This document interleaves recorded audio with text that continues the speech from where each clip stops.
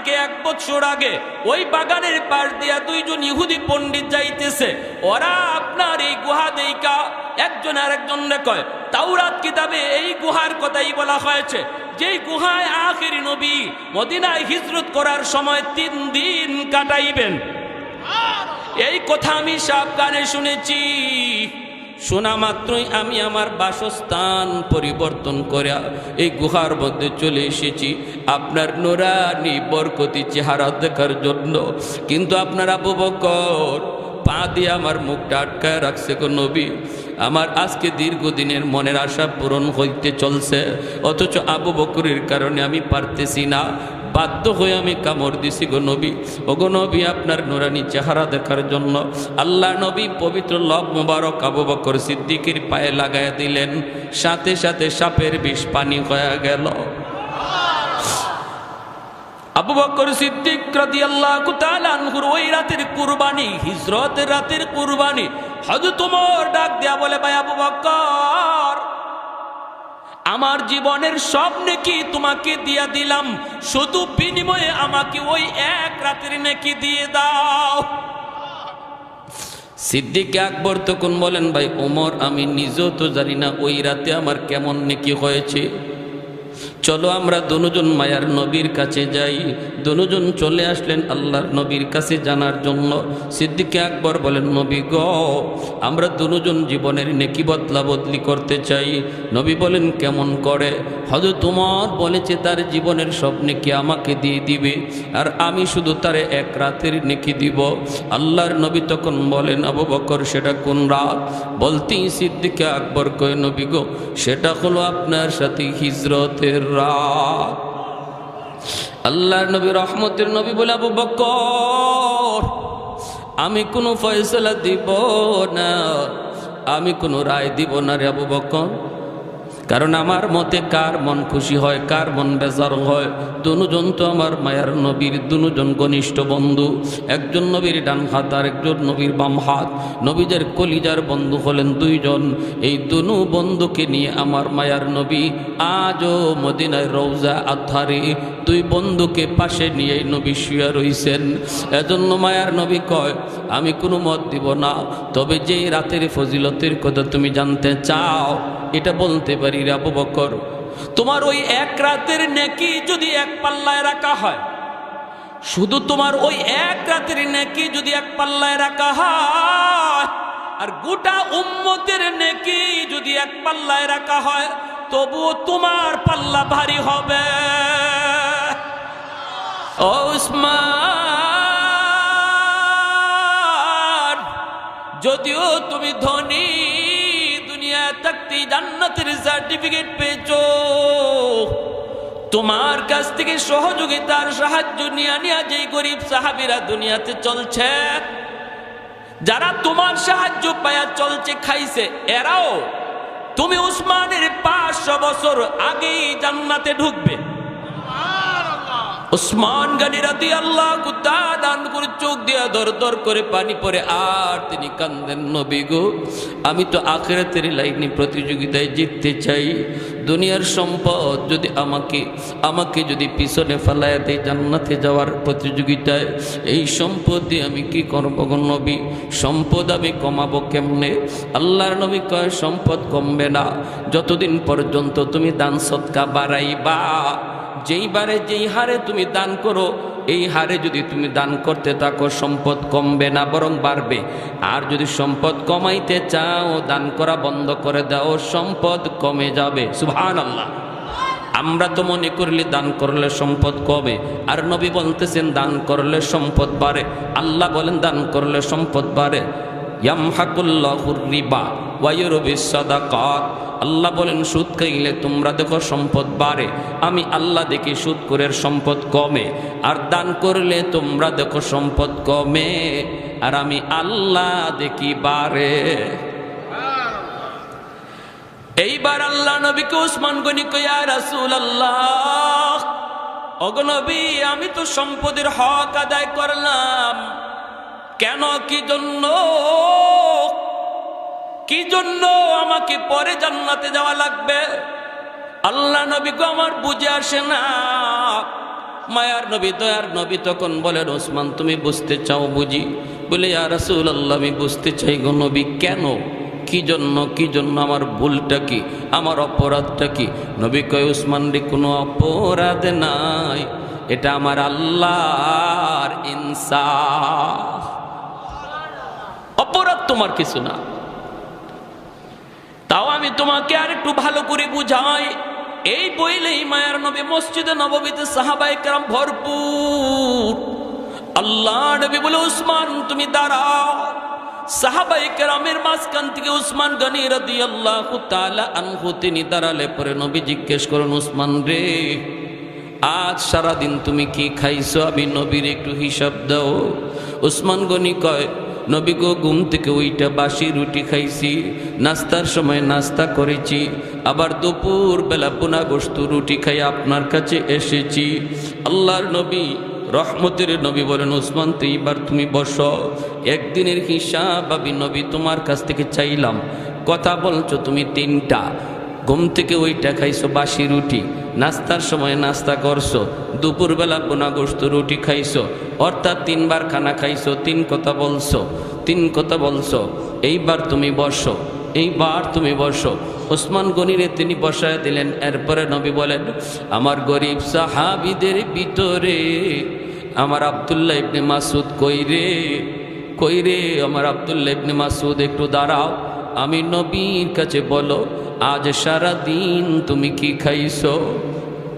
সাহাবায়ে কেরামের ভিতরে গরিব সাহাবী আব্দুল্লাহ ইবনে মাসউদ এক কোনার ভিতরে তিনি বসে বসে আমার নবীর নসিহত শুনতেছিলেন। ওই অবস্থায় মায়ার নবী ডাক দেখো, আব্দুল্লাহ দাঁড়াও। আব্দুল্লাহ ইবনে মাসউদ তিনি দাঁড়াইছেন। মায়ার নবী তখন বলতেছেন, আব্দুল্লাহ, আজ সারা দিন তুমি কি খাইছো? একটু হিসাব দাও, একদিনের হিসাব আমি চাইছি। আব্দুল্লাহ ইবনে মাসউদ কথা বলেন না, মুখ থেকে কথা বের হয় না, চোখ থেকে দর দর করে পানির ফোঁটা পড়তেছে। আমার মায়ার নবী আবারও জিজ্ঞাসা, আব্দুল্লাহ, আমি নবী সব জানি, এরপরও তোমার মুখ থেকে শুনতে চাই রে, আমার উসমান রে বোঝানোর জন্য। সুবহানাল্লাহ। এ আব্দুল্লাহ, একটু নিজের মুখে বলো, আজ সারাদিন তুমি কি খাইছো? আব্দুল্লাহ ইবনে মাসউদ চোখের পানিটা মুইছে বলতেছে, নবী গো, যদি আপনি আমাকে প্রশ্ন না করতেন আমি কাউকে কিছু বলতাম না গো নবী। আমার পেটে এখন ক্ষুধা নাই, এতক্ষণ আমি অস্থির ছিলাম, কিন্তু আপনার নুরানি চেহারা দেখা মাত্রই আমার পেটের ক্ষুধার কথা আমি ভুলে গেছি। ওগো নবী, আজ সারাদিনে আমি একটা খেজুরও পাই নাই। আল্লাহ নবীর চোখ থেকে দর দর করে পানি পড়ে, সাহাবায়ে কেরামের চোখ থেকে পানি পড়ে। এত বড় জলিলুল কদর সাহাবী আব্দুল্লাহ ইবনে মাসউদ রাদিয়াল্লাহু তাআলা আনহু চোখ থেকে দর দর করে সবার পানি পড়ে। আল্লাহ নবী রহমতের নবী বলেন, আব্দুল্লাহ বসো। এইবার নবী বলেন, ওসমান, হিসাব নিতে চেয়েছো, হিসাবটা তোমার একটু বুঝায় বলি রে ওসমান, শোনো, একদিনের হিসাব তোমার কাছ থেকে নিছি, কথা কইছো তিনটা। আমার আব্দুল্লাহ একদিনের হিসাব দিছে এক কথায়, তুমি কথা কইছো তিন কথা। আব্দুল্লাহ হিসাব দিছে এক কথা। হাসরের ময়দানে আমার আল্লাহ সমস্ত হাসরবাসী মানুষের কাছ থেকে 5টা প্রশ্নের জবাব না পাওয়া পর্যন্ত কদম সামনে বাড়াইতে দিবে না।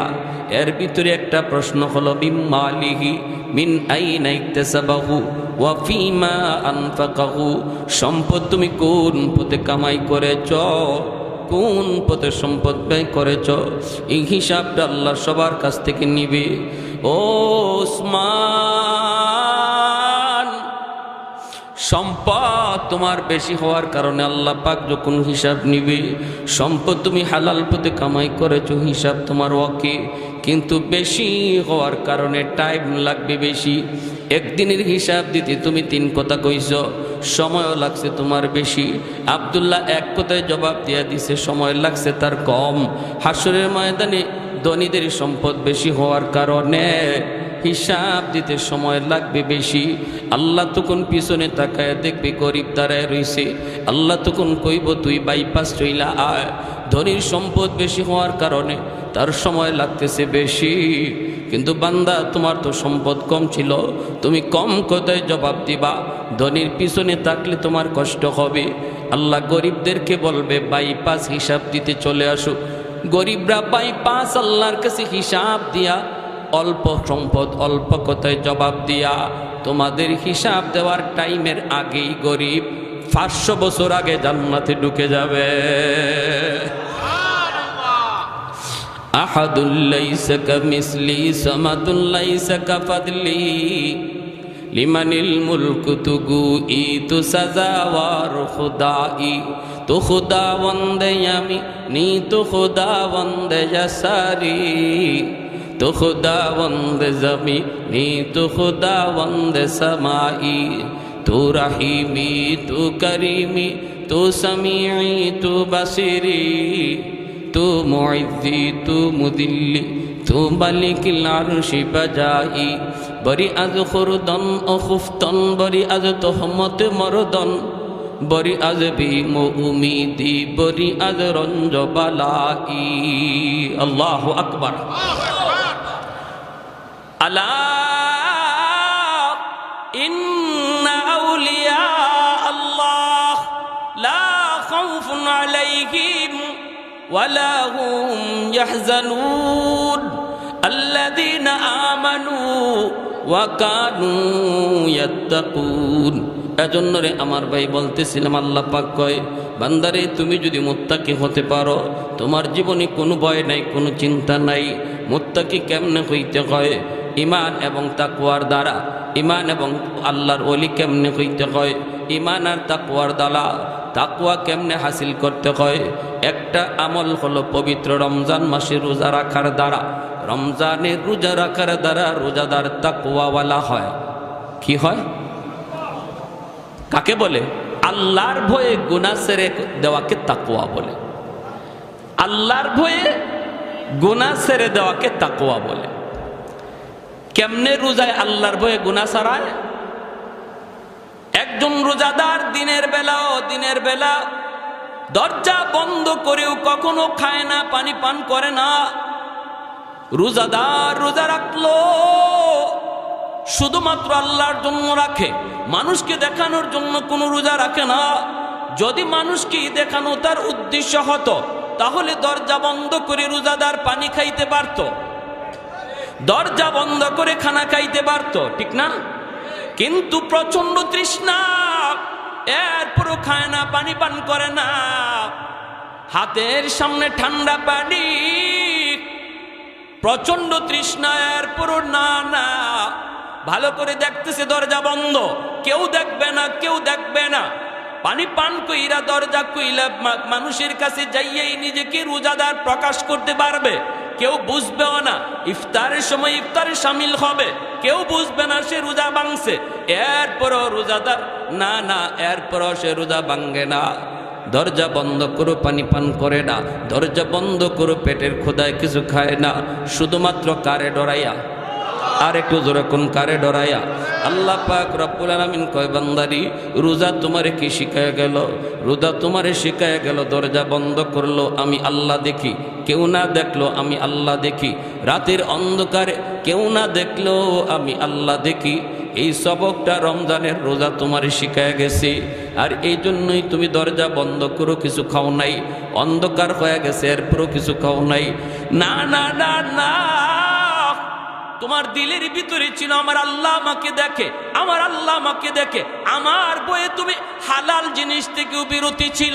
অথচ এই খানা 11 মাস তোমার জন্য দিনের বেলা খাওয়া বৈধ ছিল, পানি পান করো 11 মাস তোমার জন্য বৈধ ছিল, স্ত্রীর কাছে যাওয়াও তোমার জন্য বৈধ ছিল। বৈধ জিনিসটাও আমি আল্লাহর ভয়ে তুমি পান করো নাই, আমি আল্লাহর ভয়ে তুমি খাও নাই। বৈধ কাজটা থেকেও তুমি আমার ভয়ে দূরে ছিলা। এই রোজা তোমার শিখে গেছে বান্দা। এইবার তুই 11টা মাস আমার আল্লাহ যেই সমস্ত বিষয়গুলা অবৈধ করছে, যেই সমস্ত জিনিসগুলা তোমার জন্য হারাম করেছে, ওই হারাম বিষয়গুলা থেকে নিজের দূরে রাখো। কারণ রোজাতে তুমি শিখেছ, সবক দিয়েছ, সব অবস্থায় আমার আল্লাহ দেখি। অতএব ড্রয়ারের নিচ দেওয়া সুদ খাওয়া যাবে না, ঘুষের টেকা নেওয়া যাবে না, অন্ধকার হইল জিনা বেবিচার করা যাবে না, অন্ধকার রাতের রজনীতে কারো ডাব চুরি করা যাবে না। এই সবকটা রোজা তোমারে শিখায় গেছে, ঠিক না ভাই? আল্লাহর ভয়ে গুনাহ ছেড়ে দেওয়ার অভ্যাস রমজান শিখায় যায়। এই মুহূর্তে যদি আমি আপনি নিয়ত করি যে আল্লাহ আমি জীবনে আর গুনাহ করব না, যদি দিলে দিলে বলি, আল্লাহ আমার উপর খুশি হয়ে যাবে। জোরে কোন সুবহান। কারণ আল্লাহ পাক রব্বুল আলামিন দিলের খবর জানেনি না জানে না। আমার তওবার জন্য এমপির কাছে যাইতে হবে না, চেয়ারম্যানের হাত ধরা লাগবে না, ইমাম সাহেবের হাত ধরা লাগবে না, আমাকেও শুনে আপনার গুনার কথা বলতে হবে না। যুবক, একবার যদি তুমি বলো মালিক ওই তো ওই দিন মাত্র বন্ধুর সাথে একসাথে ঘুরলাম, একসাথে খানা খাইলাম, বন্ধুর সাথে একসাথে স্কুলে গেলাম, কলেজে গেলাম, আজকে বন্ধুর খবর পাইলাম বন্ধু মারা গেছে, খবর পাইলাম লেখাপড়ার সাথীটা কবরে শুয়ে রইছি, জানি না মালিক কোন দিন আমার কাছে মালাকুল মউত আসি। আল্লাহ এই মুহূর্তে আমি কাটি দিলে তওবা করলাম, আর জীবনে তোমাকে নারাজ করবো না, আর কোনোদিন রোজা ভাঙবো না, আর কোনোদিন রোজা আমি নামাজ ছাড়বো না। এই কথাটা যদি আমি আপনি দিলে দিলে বলতে পারি রে আল্লাহর গোলাম, কাউকে শুনাইতে হবে না। আল্লাহ পাক মুহূর্তের ভিতরে আমার নাম বসার আগে ছিল গুনাহগারের খাতায়। এই দিলে দিলে তওবা করার সাথে সাথে আল্লাহ নাম উঠায় দেবে আল্লাহর ওলির খাতা। আত-তাইবু মিনাদ যামবি কামান লা যামবা লা। তওবাকারীর তওবা এমন ভাবে আল্লাহ কবুল করে নেয় যেন তার আমল নামায় কোনো গুনাহ নাই। রে যুবক, শুধু গুনাহ নাই বিষয়টা এমন নয়, বরং গুনার জায়গাটা আল্লাহ নেকি দিয়ে ভরপুর করে দেয়। ইল্লা মান তাবা ওয়া আমানা ওয়া আমিলা আমালান সালিহা ফাউলাইকা ইউবাদদিলুল্লাহু সাইয়্যাতিহিম হাসানাত। আল্লাহ পাক বলে তওবার খাতিরে আল্লাহ পাক তওবাকারীর পিছনের গুনাহ যদি পাহাড় পরিমাণ হয়, আল্লাহ পাহাড় পরিমাণ নেকি বানায় দেয়। তওবার খাতিরে তওবাকারীর পিছনে যদি গুনাহ তার সাগর পরিমাণ হয়, আল্লাহ নিজে বলেন সাগর পরিমাণ নেকি বানায় দেয়। তওবার কারণে গুনাহ পাহাড় পরিমাণ হলে পাহাড় পরিমাণ নেকি হয়ে যায়। আবু বকর সিদ্দিক রাদিয়াল্লাহু তাআলা আনহু হযরত ওমর ফারুক রাদিয়াল্লাহু তাআলা আনহুকে এই আয়াতের উপরে দলিল দিয়ে বলতেছেন, ভাই আবু বকর, ভাই ওমর, আমি আবু বকরের মন বলে তুমি ওমরের জীবনের নেকি আমি আবু বকরের চেয়ে বেশি। আরো আস্তে কোন সুবহানাল্লাহ। কথাটা বুঝছেন নি? আবু বকর সিদ্দিক বলতেছেন, ভাই ওমর, আমার মন বলে আমি আবু বকরের জীবনের চেয়ে তুমি ওমরের জীবনের নেকি বেশি। হযরত ওমর বলেন দলিল, সিদ্দিক আকবর বলেন দলিল আল্লাহর কোরআনের আয়াত। কোন আয়াত? ইল্লা মান তাবা ওয়া আমানা ওয়া আমিলা আমালান সালিহা ফাউলাইকা ইউবাদদিলুল্লাহু সাইয়্যাতিহিম হাসানাত। আল্লাহ তওবার খাতিরে পিছনের জীবনের গুনাহ যার যত বেশি, তওবার খাতিরে এই গুনাহটাও বেশি নেকি হয়ে যায়। তাহলে তুমি ওমরের পিছনের জীবনের গুনাহ তো আমি আবু বকরের চেয়ে বেশি ছিল, তোমার দ্বারা অন্যায় হয়েছে বেশি মুসলমান হওয়ার আগে, কিন্তু ইসলাম গ্রহণ করার পর আর তওবার খাতিরে আল্লাহ তোমার জীবনের সব এত বেশি গুনাহরে তো আল্লাহ এত বেশি নেকি বানায় দিছে। সুবহানাল্লাহ। বুঝছেন কথাটা? ওমর ফারুক রাদিয়াল্লাহু তাআলা আনহু বলে, ভাই আবু বকর, আমি সুজা মানুষ, এত কিছু বুঝি না। যদি বিষয়টা এমনই হয় তাহলে আসো আমরা জীবনের নেকি বদলা বদলি করে ফেলি। সিদ্দিক আকবর বলে কেমন? হযরত ওমর বলেন আমি আমার জীবনের সব নেকি তোমাকে দিয়া দিব, আর তুমি শুধু তোমার জীবনের সব নেকি লাগবে না, শুধু এক রাতের নেকি আমাকে দিয়ে দাও। সিদ্দিক আকবর বলি ভাই ওমর, সেটা কোন রাতের কথা তুমি বলছো? হযরত ওমর ফারুক রাদিয়াল্লাহু তাআলা আনহু বলে, ভাই আবু বকর, ওই রাতটা হলো আমার মায়ার নবীর সাথে হিজরতের রাত। ওই রাত, যেই রাতের জন্য তুমি 40টা রাত ঘুমাও নাই, দরজার পাশে মাথা রেখা কান খাড়া কইরা রাখছিলা। কখন জানি আমার মায়ার নবী তোমাকে এসে ডাক দেয়। এই ডাক্তার অপেক্ষায় তুমি 40টা রাত তুমি ঘুমাও নাই রে আবু বকর, দরজার পাশে কান খাড়া করে রাখছো। এই অবশেষে সেই রাত আসলো, আমার নবী তোমাকে ডাক দিলেন, সাথে সাথে তুমি দরজা খুলে দিলা। নবী জিজ্ঞেস করলেন, আবু বকর তুমি কি ঘুমাও নাই? এত তাড়াতাড়ি দরজা খুললা কেমন করে? সিদ্দিক আকবর চোখের পানি মুছে আর কই, নবী গো, আজ থেকে 40 দিন আগে আপনি বলেছিলেন আবু বকর কোনো এক রাতে তোমাকে নিয়ে হিজরত করব। এতটুকু কথা বলার পর থেকে আমি আবু বকর আজকে 40টা রাত হয়ে যায় আমি ঘুমাই না। কখন জানি আমার মায়ার নবী দয়ার নবী এসে আমাকে ডাক দেয়, আমার দরজা খুলতে আমার জানি কখন দেরি হয়ে যায়। এরপরে তুমি আমার নবীকে নিয়ে রওনা দিয়েছ। যাইতে যাইতে তোমরা গারে সুরের মধ্যে অবস্থান করবা। গারে সুর হলো এমন একটি উঁচু পাহাড়ের উপরে গর্ত, এই গর্তের উপরে উঠবা। এই গর্তের ভিতরে নবীকে নিয়ে তুমি আত্মগোপন করবা। কিন্তু এই গর্তে আত্মগোপন করার আগে তো পাহাড় বাইতে হবে, পাহাড় বেয়ে তো উপরে উঠতে হবে। এত উঁচু পাহাড় আজও যারা মক্কা মদিনায় গেছেন রে ভাই, মক্কা শরীফ থেকে আপনাকে যখন জাবালে রহমত, জাবালে সুর, গারে হেরা যখন জিয়ারা করতে নেই, তখন অনেকেই হয়তো দেখেছেন গারে সুর। এত উঁচু পাহাড়ের উপরে সেই গুহা, এই গুহার মধ্যে এখনো কোনো মানুষ সাহসে উঠতে পারে না। যাদের অতিরিক্ত সাহস তারা বায়া কোনো রকম উঠে যায়, অনেকেই সাহস করে না।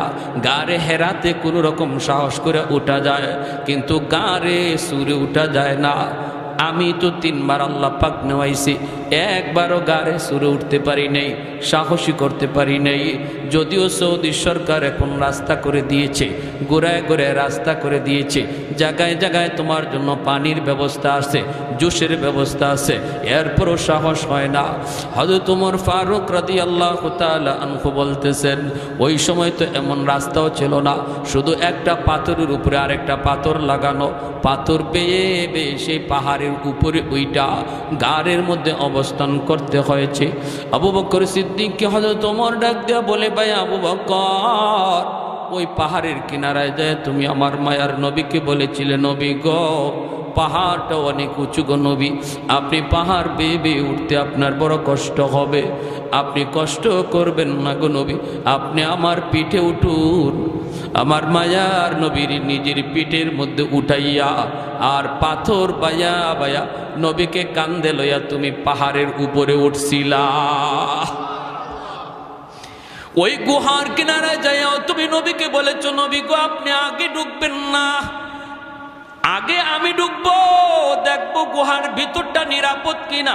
যদি হিংস্র কোনো জীব জানোয়ার থাকে, ক্ষতি হয় আমি আবু বকরের হয়ে যাক, প্রাণ যায় আমি আবু বকরের যাক, অসুবিধা নাই। কিন্তু আপনার যদি কোনো ক্ষতি হয়, উম্মত সেই ক্ষতিপূরণ কোনোদিন দিতে পারবে না। ওগো নবীজি, আমি আবু বকরের জান যায় যাক, তবু আপনি গুহার কিনারায় দাঁড়ান, আমি আগে গুহার ভিতরে যায় ঢুকি। মায়ার নবীরে তুমি গুহার কিনারায় দাঁড় করাইয়া নিজেই যায় গুহার ভিতরে ঢুকলা। ঢুইকে তুমি সবগুলি গর্তের মুখ তুমি বন্ধ করে দিয়েছ, পাগড়ি সিরে কাপড়ের টুকরা দিয়া বন্ধ করেছ। একটা গর্তের মুখ বন্ধ করার মতো কাপড় ছিল না রে, ওই গর্তটা তুমি নিজের পা দিয়ে আটকায় রাখছো।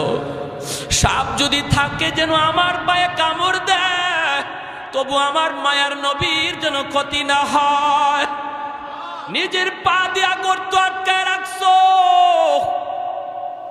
এরপরে আমার মায়ার নবীর ভিতরে ঢুকাইছো। ওই দিন তুমি আবু বকরের ঘুমের প্রয়োজন ছিল বেশি রে ভাই আবু বকর, কারণ 40 রাত তুমি ঘুমাও নাই, তবু নিজে না ঘুমাইয়া আমার মায়ার নবীরে তুমি উড়াতে ঘুম পাড়াইছো।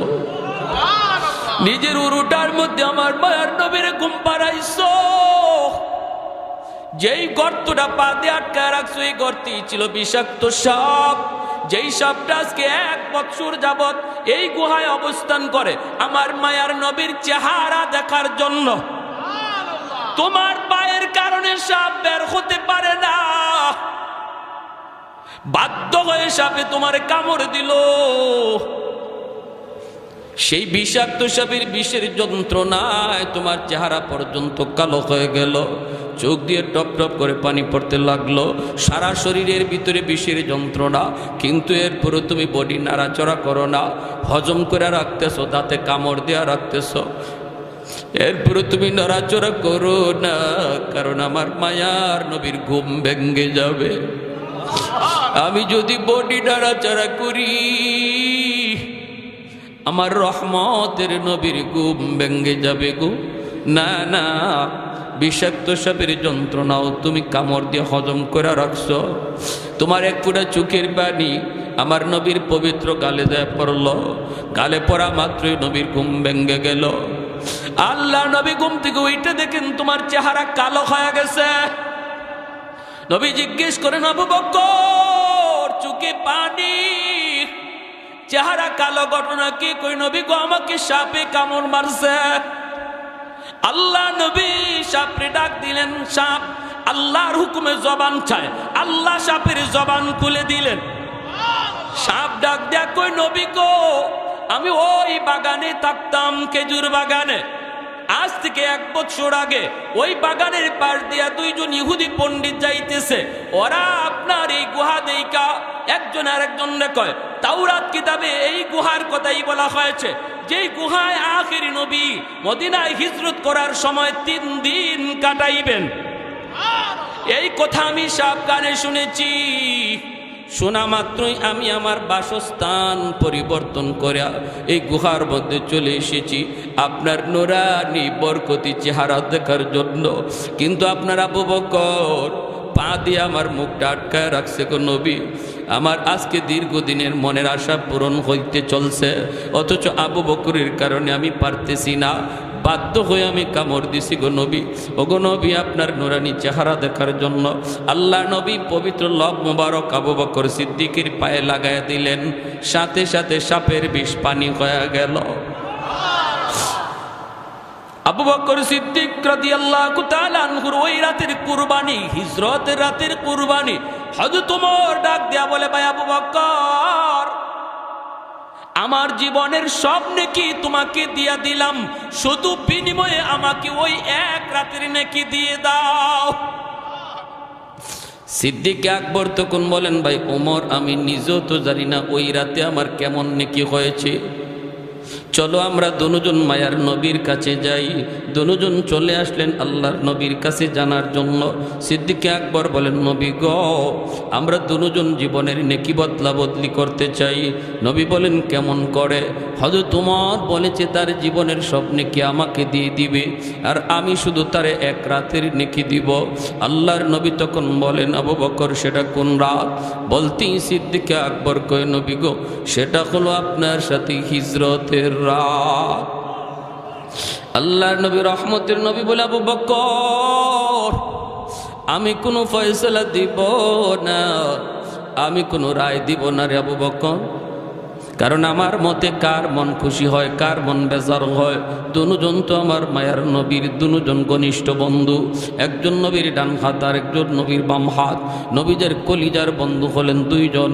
এই 2 বন্ধুকে নিয়ে আমার মায়ার নবী আজও মদিনায় রওজা আধারে 2 বন্ধুকে পাশে নিয়ে নবী শুয়ে রইছেন। এজন্য মায়ার নবী কয়, আমি কোনো মত দিব না, তবে যেই রাতের ফজিলতের কথা তুমি জানতে চাও এটা বলতে পারি রে আবু বকর। তোমার ওই 1 রাতের নেকি যদি 1 পাল্লায় রাখা হয়, শুধু তোমার ওই 1 রাতের নেকি যদি 1 পাল্লায় রাখা হয়, আর গোটা উম্মতের নেকি যদি 1 পাল্লায় রাখা হয়, তবুও তোমার পাল্লা ভারী হবে। सिद्दीक तेरा नाम से इस्लाम रहेगा,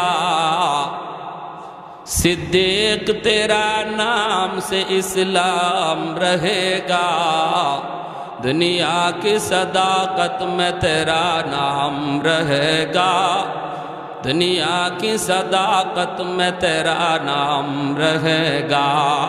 मुआविया तेरा नाम से इस्लाम रहेगा, दुनिया की सियासत में तेरा नाम रहेगा, दुनिया की सियासत में तेरा नाम रहेगा।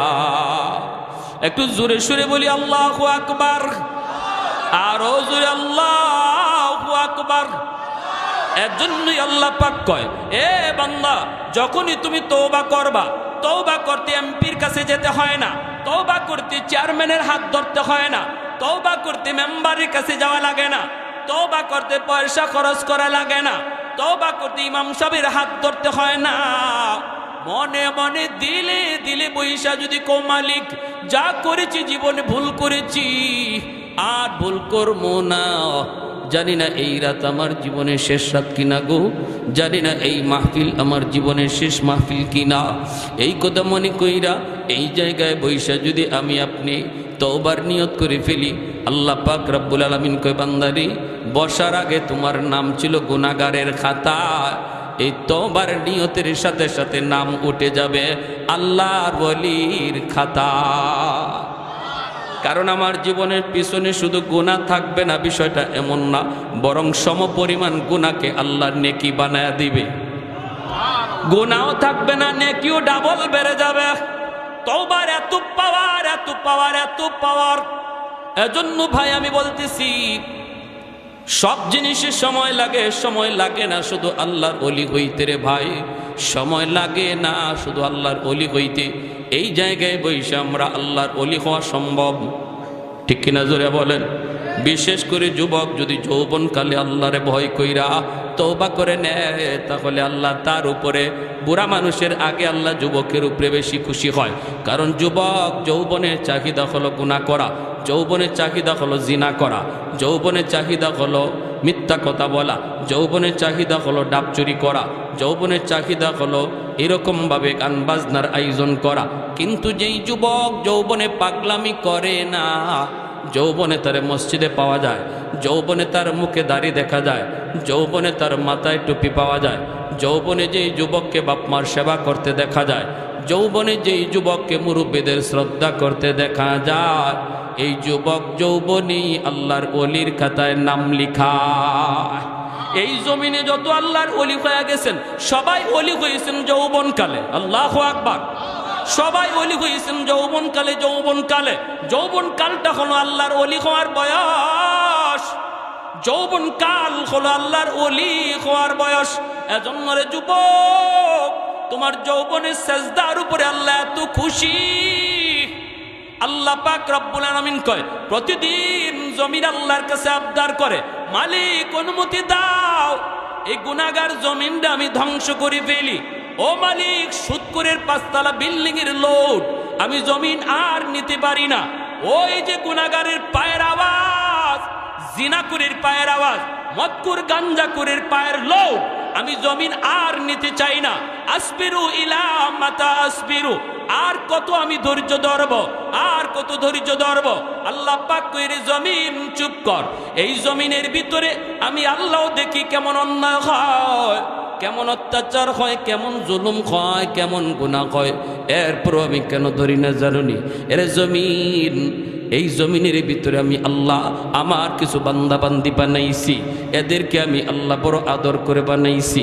আসমান আল্লাহ বানাইছেন কুন ফায়াকুন বইলা, জমিন আল্লাহ বানাইছেন কুন ফায়াকুন বইলা, ফেরেশতাও আল্লাহ বানাইছেন কুন ফায়াকুন বইলা। কিন্তু আমারে আপনারে আল্লাহ পাক কুন ফায়াকুন বইলা বানায় নাই। আমারে আপনারে যখন আল্লাহ বানাইছে, খালাকতু বিয়াদাইয়া, আল্লাহ বলে আমি আমার নিজের হাত দিয়া বান্দা বান্দিরে বানাইছি। কারণ এই চেহারার মধ্যে এত দামি কপাল, ওই কপাল দিয়া বান্দা আমার কুদ্দুতি কদমে সেজদা দিবে। এই কপালটার এত দাম, এত দাম। এই কপাল ফেরেশতাদের হাতে বানাইলে হয় না, এই কপাল কুন ফায়াকুন বললে হয় না। আমি আল্লাহ নিজের হাতে বানাইছি। আল্লাহ বলে এখনো জমিনের মধ্যে এমন কিছু যুবক, এমন কিছু যুবক রয়েছে রে জমিন, যেই যুবক যৌবনে আমি আল্লাহকে ডরায়, যেই যুবক যৌবনে পাগলামি করে না, যৌবনে গুনার কাজে যায় না, রমজান মাসে তার রোজা রাখতে দেখা যায়, যৌবনেই তার মুখে দাড়ি পাওয়া যায়, যৌবনেই তার মাথায় টুপি দেখা যায়। বন্ধুরা ডাকে গুনার দিকে, কিন্তু সে বলে আমি আল্লাহকে ডরাই, আমি আমার আল্লাহকে ভয় পাই। না না, রাতের অন্ধকার কেউ না দেখলো আমার আল্লাহ দেখি। ওই যুবকের কলিজার দিকে যখন আমি আল্লাহ তাকাই, তখন এই জমিনের প্রতি আমার মায়া লেগে যায়। ইন্না রাহমাতি সাবাকাত আলা গজবি, এজন্য আল্লাহ বলছি আমার রহমত গজবের আগে চলে যায়। এক হাদিস শরীফ আল্লাহ নবী বলেন, বন্ধু হতে চাও আল্লাহ, as-sakhi হাবিবুল্লাহ, যারা বেশি বেশি দান সদকা করবে, আল্লাহ নবী বলেন দানের খাতিরে আল্লাহ তারে তার বন্ধু বানায় নেবে। এই বললাম রমজান আসতেছে আমাদেরকে আল্লাহর বন্ধু বানানোর জন্য। হাদিস শরীফে নবী বলেন যে বেশি বেশি দান করে মসজিদ মাদ্রাসায়, আল্লাহ দানের খাতিরে তারে আল্লাহর বন্ধু বানায় নেয়। তাহলে দানের আমলটাও দরকার আসেনি না নাই? মসজিদ আল্লাহর ঘর, আপনাদের এই মসজিদ দুতলার কাজ হবে, অনেক কাজ বাকি।